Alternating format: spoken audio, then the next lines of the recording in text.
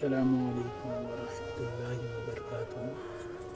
نحمد ونصلی علی رسولہ الکریم اما بعد فاعوذ باللہ من الشیطان الرجیم بسم اللہ الرحمن الرحیم وَأَقِمُّوا الْحَجَّ وَالْعُمْرَةَ لِلَّهِ اور حج اور عمرہ اللہ کے لیے پورا کرو۔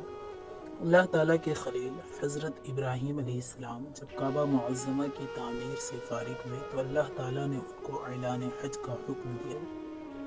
اللہ تعالیٰ نے فرمایا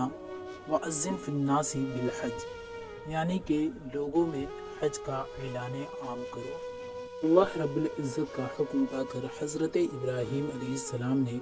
مکہ شریف کے جبل ابو قبیس پہاڑ پر کھڑے ہو کر اعلان کیا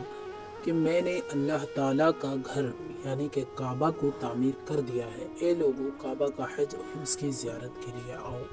ایک روایت کے مطابق اللہ تعالیٰ کی جانب سے عام اعلان سن کر حضرت ابراہیم علیہ السلام نے اللہ تعالیٰ کی بارگاہ میں عرض کیا، اے مولا کریم، تیرے بندے ساری دنیا میں آباد ہے، میری آواز کہاں کہاں تک پہنچے گی؟ تو اللہ تعالیٰ کا حکم ہوا کہ اے ابراہیم، آواز دینا تیرا کام ہے اور پوری دنیا کے انسانوں تک آواز کو پہنچا دینا میرا کام ہے۔ آپ کی اس آواز کو سن کر اللہ تعالیٰ کے حکم سے زمین و آسمان، شمال و جنوب، مشرق و مغرب میں رہنے والی تمام مخلوق نے سنا اور یہ صدا چاروں عالم میں گونج گئی۔ نہ صرف دنیا میں موجود انسانوں کے کان میں یہ آواز پہنچی بلکہ عورتوں کے ارحام میں اور مردوں کے اسلاب میں جو بچے تھے انہوں نے بھی یہ آواز سنی، اور قیامت تک پیدا ہونے والے انسانوں کی روحوں نے بھی اللہ تعالیٰ کے خلیل حضرت ابراہیم علیہ السلام کا یہ اعلان سنا، اور جس نے اس اعلان ابراہیمی پر لبیک کہی اسے ہی حج کی سعادت اللہ رب العزت نے بخشی، اور جتنی بار جس نے لبیک کہی اتنی بار وہ شخص حج کرے گا۔ اللہ رب العزت پارہ 4 رکوع 1 میں ارشاد فرماتا ہے، ان اول بیت وضع للناس للذی ببکۃ مبارک وہدی للعالمین فیہ آیۃ بینات مقام ابراہیم ومن دخلہ کان آمنا وللہ علی الناس حج البیت من استطاع الیہ سبیلا ومن کفر فإن اللہ غنی عن العالمین، جس کا ترجمہ بریلی کے امام اعلیٰ حضرت کرتے ہیں، بے شک سب میں پہلا گھر جو لوگوں کی عبادت کے لیے مقرر ہوا وہ ہے جو مکہ میں ہے، برکت والا، سارے جہان کا رہنما، اس میں کھلی نشانیاں ہیں ابراہیم کے کھڑے ہونے کی جگہ، اور جو اس میں آئے آمان میں ہو اور اللہ کے لیے اس پر اس گھر کا حج کرنا جو اس تک چل سکے، اور جو منکر ہو تو اللہ تعالیٰ سارے جہان سے بے پرواہ ہے۔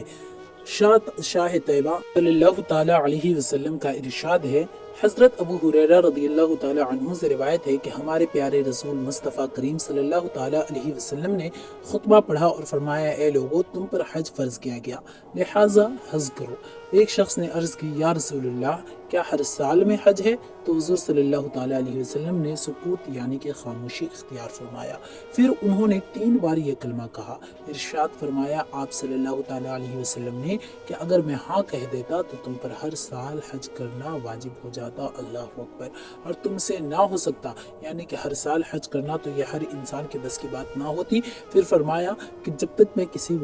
بات کو بیان نہ کروں تم مجھ سے سوال نہ کرو، کہ اگلے لوگ کثرت سوال یعنی سوالوں کی زیادتی کی بنا پر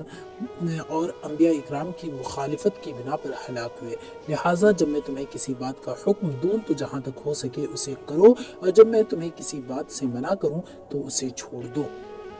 حاجی 400 کی شفاعت کرائے گا۔ حضرت ابو موسیٰ رضی اللہ تعالیٰ عنہ سے روایت ہے کہ ہمارے سرکار امت کے غمخوار شفیع روز بے شمار احمد مختار صلی اللہ تعالیٰ علیہ وسلم نے فرمایا، حاجی اپنے گھر والوں میں 400 کی شفاعت کرے گا اور گناہوں سے ایسا نکل جائے گا جیسے اس دن ماں کے پیٹ سے پیدا ہوا ہو۔ اور ایمان والو، حدیث شریف آپ حضرات نے سنی ہے کہ ایک حاجی 400 افراد کی بخشش کرائے گا۔ جب ایک حاجی کو اللہ تعالیٰ نے ایسا اختیار عطا فرمایا ہے تو ہمارے خواجہ ہند کے راجہ حضور غریب نواز اور ہمارے پیر اعظم حضور غوث اعظم رضی اللہ تعالیٰ عنہما اور پھر ہمارے پیارے رسول سرکار مدینہ صلی اللہ تعالیٰ علیہ وسلم کو کس قدر قوت و اختیار ہوگا، تو یقیناً ہمارے سرکار احمد مختار صلی اللہ تعالیٰ علیہ وسلم کو بے حد بے حساب اختیار قوت ہے۔ حاجی کی بخشش، حاجی کی دعا سے بخشش ہو جاتی ہے۔ حضرت ابو ہریرہ رضی اللہ تعالیٰ عنہ سے روایت ہے کہ پیارے آقا صلی اللہ تعالیٰ علیہ وسلم نے فرمایا حج کی برکت سے حاجی کی بھی مغفرت ہو جاتی ہے، اور حاجی جس شخص کے لیے استغفار و بخشش کی دعا کرے اس شخص کی بھی مغفرت و بخشش ہو جاتی ہے۔ سبحان اللہ، مگر ایمان والا ہونا شرط ہے اس شخص کے لیے جس کے لیے حاجی بخشش کی دعا کرے۔ اگر کوئی شخص حج کے لیے نکلا اور مر گیا تو قیامت تک حج کا ثواب اس کے حق میں لکھا جاتا ہے۔ حضرت ابو ہریرہ رضی اللہ تعالیٰ عنہ سے روایت ہے کہ پیارے آقا صلی اللہ تعالیٰ علیہ وسلم نے فرمایا جو شخص حج کے لیے نکلا اور مر گیا تو قیامت تک اس کے لیے حج کرنے کا ثواب لکھا جائے گا، اور جو عمرہ کے لیے نکلا اور مر گیا تو اس شخص کے لیے قیامت تک عمرہ کا ثواب لکھا جائے گا۔ سبحان اللہ، کتنی پیاری حدیث ہے۔ حضرت عائشہ صدیقہ رضی اللہ تعالیٰ عنہا سے روایت ہے کہ ہمارے سرکار امت کے غمخوار صلی اللہ تعالیٰ علیہ وسلم نے ارشاد فرمایا کہ جو شخص حج یا عمرہ کے لیے نکلا